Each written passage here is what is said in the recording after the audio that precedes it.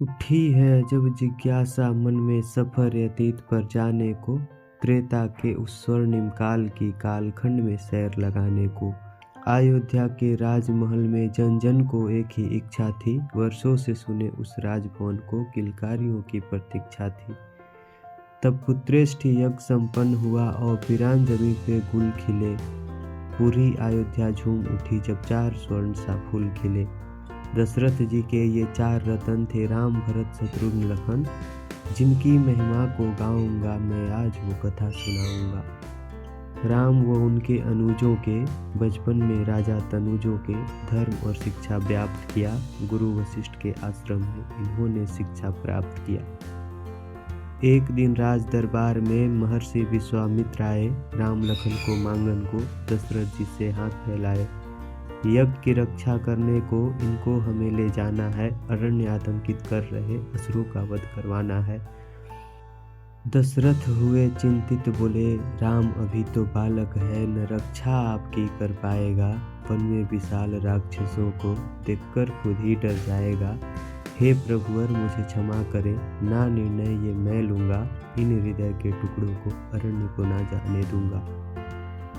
पुत्र मुँह में बंधे राजन महर्षि से मुँह मोड़ लिए, पर वशिष्ठ मुनि के कहने पर जिद अपनी वे छोड़ दिए।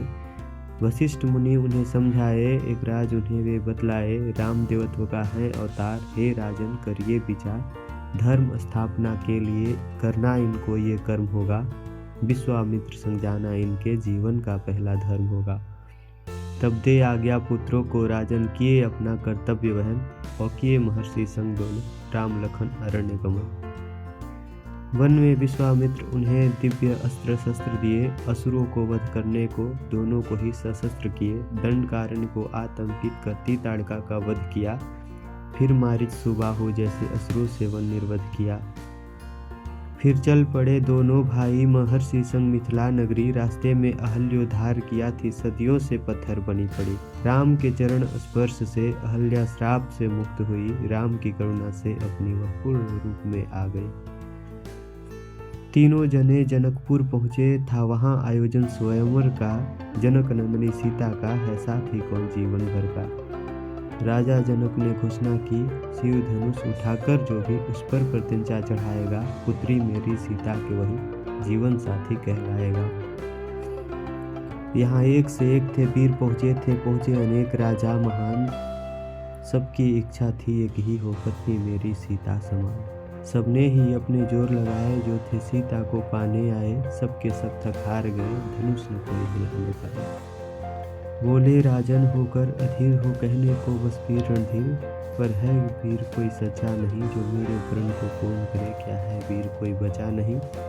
इतना सुनते ही लक्ष्मण के धीरज एकदम से डोल गया, जब कायरता की बात उठी तब सहसा ही वह बोल गया। हे राजन अब बस करिए, हे राजन अब बस करिए, कुछ भी मन की मत कहिए, न इतना अपमान सहूँगा मैं, भैया दे आ गया मुझे यदि प्रण आपका पूर्ण करूँगा मैं।